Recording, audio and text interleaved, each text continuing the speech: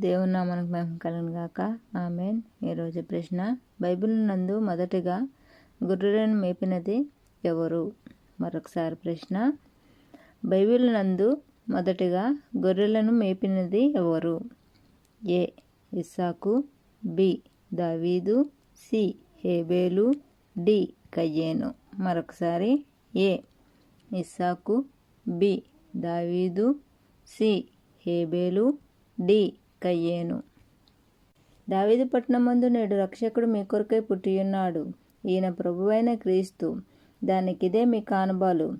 ఒక శిశువు పొట్టుగుడ్డలతో చుట్టబడి ఒక తొట్టిలో పండుకొని ఉండుట మీరు చూచెదరని వారితో చెప్పాను. వెంటనే పరలోక సమూహము ఆ దూతతో కూడా నుండి, సర్వోన్నతమైన స్థలములలో దేవునికి మహిమ, ఆయనకిష్టులైన మనుషులకు భూమి మీద సమాధానము కలుగును గాక అని దేవునిని స్తోత్రము చేయుచుండెను.